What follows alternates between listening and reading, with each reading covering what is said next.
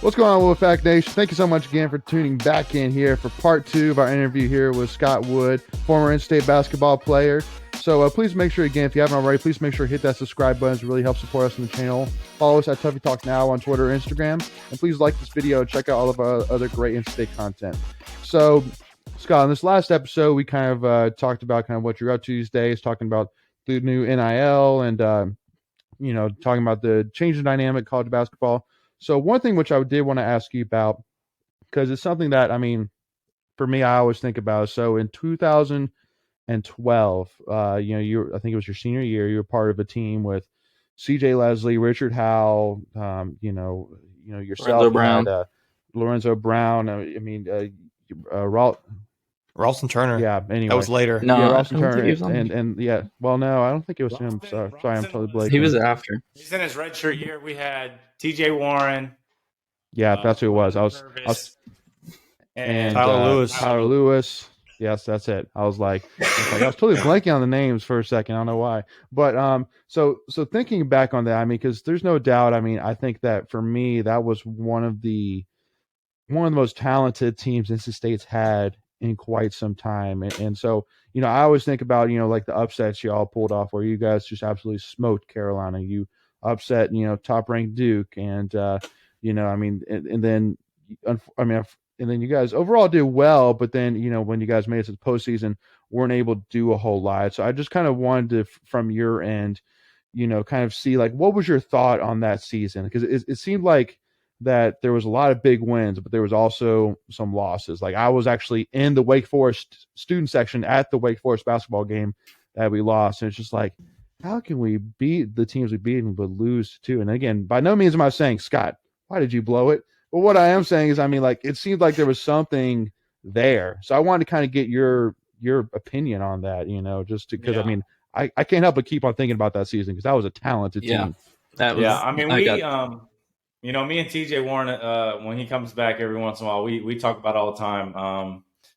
It was probably, I mean, I tell everybody, I mean, even considering national championship teams, it was probably one of the most talented teams to come through NC State. I mean, I know Corciani had some talented teams during that era too. There's a lot of talent that's come through NC State, but from top to bottom, I mean, we had athleticism, we had skill, we had bigs, we had shooting, we had guys that could pass the ball. I mean, we were very, very talented. But that's one of the things I kind of look back on my career, and I look back on it and just kind of wish I would have been a little bit of a better leader, a little bit more vocal. We just didn't really mesh. We had some freshmen that were coming in that were really, really, really good, highly talented, McDonald's All-Americans. And then we had, 4 guys that, had started the last 2-3 years and have just been there forever. And, it's solidified themselves as being really good in the ACC. And it just didn't click. And looking back on it, it's just one of the things I kind of regret. I mean, we were preseason 6 in the nation. I remember we went to Puerto Rico and lost to Oklahoma State, which looking back on it, I mean, they had LeBron Nash and Marcus Smart, which obviously is a really good team. Maybe Phil Forte was his name. They had a really good a shorter shooter that shot the hell out of the ball that day. But just looking back on it, I mean, it was just a really good team.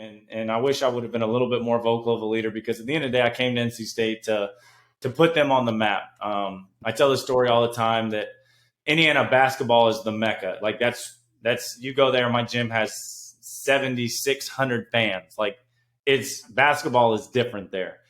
The ACC is that. So I wanted to play in the ACC. I wanted to be a part of the Tobacco Road. I wanted to be a part of the history.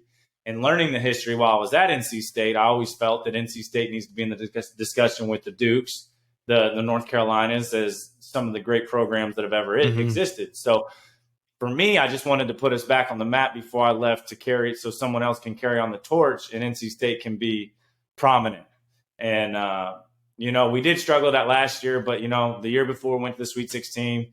The year coming back, we lost to Temple, the only mid-major I think I've ever lost to in my career. Khalif Wyatt just went bonkers, and then they had some big foreign kid that Joe Giglio would know his name, made like 6 threes in the first half that probably wasn't even on the scouting report.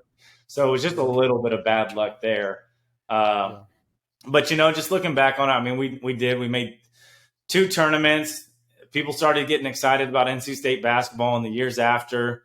Mark Godfrey went to a couple more Sweet 16s, and that's really what I wanted to do. And obviously, looking back on it, we very easily could have had a Final Four team and made a run at a national championship. There's no doubt in my mind. No doubt. Yeah. And it hurts to this day to say it, but we just didn't click. And it's one of those things that I'm always going to think about. Well, don't worry, Scott. It's something that we've moved on from as well. But I'll say this: it's always something that.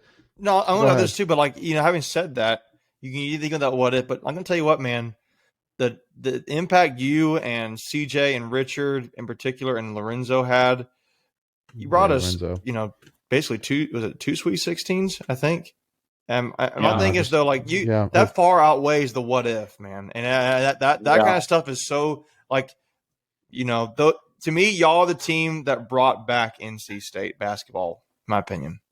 Mm-hmm. Y'all are that. And that's all. And I mean, honestly, when I came here, that's all I wanted to do. I mean, just looking back on it, I mean, a rough year in the late '90s into the 2000s, and Julius had some good years right there, and then it just kind of fell off. Mm-hmm. And I looking back at the history of this program and looking at the banners every day you come into the practice facility, there's no reason NC State. And don't get me wrong, I'm not saying NC State should be a national championship contender because I don't want to put that on Kevin Keats. But at the end of the day, you got to be in the discussion for the ACC, the top tier of the ACC, and consistently making the tournament. And at the end of the day, Mark Gottfried always used to say it to us: if you make the tournament, anything can happen. And that's kind of where it is. You may lose the first round sometimes, but at the end of the day, if you're making the tournament, you're getting talked about, and that's where NC State needs to be. Before we continue, I want to take a quick second to tell you about our sponsor, Flatlands Jessup Insurance Group, that has your whole world covered, with agents in 5 offices throughout eastern North Carolina to help you decide how much coverage you need, offering policies for home and auto, recreational vehicles, commercial, crop, health, life, and employee benefits. They are able to combine options to find a comprehensive solution that works for you. Flatlands Jessup protects the things you love so you can spend less time worrying and more time enjoying them. Find them on Facebook and Instagram at Flatlands Jessup. You can also visit their webpage at www.flatlandsjessup.com. So please make sure to go and check them out. Absolutely. I wanted to ask you about that 2012 Sweet 16 against Kansas, and that game came down to the end, and that I think 2012, so I would have been a sophomore in high school. So this was I lived and died with that race, every shot, which I guess I still do, but it was peak of my fandom. And that last play, it's almost a full court pass to Richard Howell. He catches it and just turns around and immediately shoots it. And you're standing there right next to him, wide open. Did he just not think he had as much time as he did? Yeah, I literally walked off the court. Would you have hit that three? He said it right. If you go back and watch the video, he literally comes up to me. He's like, "Dude, I didn't know you were there." And right then, he said it, and I'm not mad about it at all because it's one of those things at the end of the game. You got to get a shot off. Yeah, you'd be even more mad if he passed it to me and the ball was still in my hands. Exactly. And I didn't have a chance to get it exactly up. Right. The one that bothers me more than anything is the possession before that. We ran a hammer pass.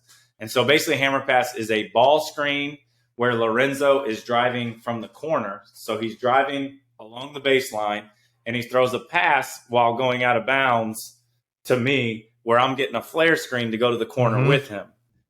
Yep. And I was going to be open and I was going to make it. And he couldn't get all the way to the baseline for some reason. So he had to throw it from the corner. And when he threw it from the corner, it was just a little bit too high. And so I had to step back to catch it. And my, left or right foot was stepped out of bounds. And to this day, I tell everybody, if that play would have been executed right, we would have been in the Final Four because we would have smacked UNC next. I think it was Marshall or somebody was hurt. Yeah. Would have smacked them. Yeah. That would have been one of the all-time greatest NC State UNC games ever. But again, all that to say, the legacy to me, that core 4, and I would include TJ because he was there kind of with y'all at the same time. Yeah. Man, y'all will never be forgotten. I know I'm not trying to be cliche, but it's that is something that is I mean, like we haven't had that in forever, and still haven't had. Like, Yeah. y'all were the last time we had a banner hung like that. So it's Yeah. pretty awesome what y'all have done, and nothing to look back on, be like, oh man, yeah, shoot. And as a competitor, you're probably going to, but Yeah. So, obviously, one of the things I did want to bring up, because, I feel like we couldn't really have a Scott Wood interview at this point if you didn't bring it up. So, obviously your experience with Wolfpack TBT, obviously, now you got through that. And so I'm sure for us State fans, it was cool to see, especially in the practice, in the, on the practice court or whatever, seeing guys like you, Torrin Doran, Yeah. Ralston Turner, like, all these old guys that, or sorry, not old guys. Old guys. Guys that used to be at NC State is what I mean. crippled and old. Yeah. Feeble. But like on like different teams playing on one team, like Malik Abu, like, who you never got to play with, playing together. And so, for us, it was cool to see. But I mean, I wanted to kind of get your kind of overall, especially of like those first couple practices, like kind of bonding with these former players. Like, how was that experience? I mean, it was a lot of fun. I mean, just looking back on it, obviously I had time with Ralston, and CJ Williams was my roommate for 4 years. So, I mean, I had a good bond with CJ.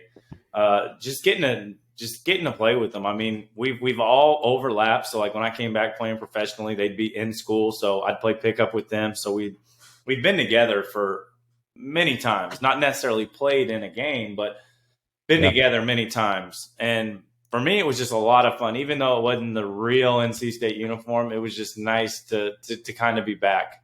And obviously the game didn't go how we wanted. I mean, I had 3 or 4 that were about as in and out as can be. And we just couldn't get it done. And we knew if we could get past Miami, we would get a couple more, because we felt like Miami was going to be the toughest one we had. And they ended up, I think they got to the final 8. They cruised for a couple games and played really well. And I think their 2 best players ended up getting COVID right before that game and had to sit out. So then that's why they ended up losing. But I just remember we got done with the game, and everybody obviously was pissed off because we, playing for $1 million and you want to win. But we got in the locker room, and Juice, Jordan Collins, who was our coach, said something. Taylor Johnson was there, said something. Ralston said something. And I just kind of told him, hey, I got something to say, guys. I just wanted to, start to get a little emotional. But just telling them, it's kind of like I said, we all turn, pro, and you start getting a check. And so you're not really playing for the love of the game anymore. And for me, it was nice to put on the uniform with guys and feel like I was back at NC State. And I knew, every person in that locker room had my back. That's not necessarily the case when you turn pro. And so it was just nice to kind of, excuse me again, get back with these guys and just play the game just because you wanted to win, not because of anything else, because, I needed to get X amount of points, but just because we had one common, thing in our lives, and that's NC State basketball. And that's something that nobody will ever be able to take away from us. Absolutely. And I mean, did you feel like, for the most part, I mean, I know that you actually competed in the 3-point contest as well, which I was like, I'm putting all my money on Scott Wood in that area, no doubt about it. So that's a source too, man.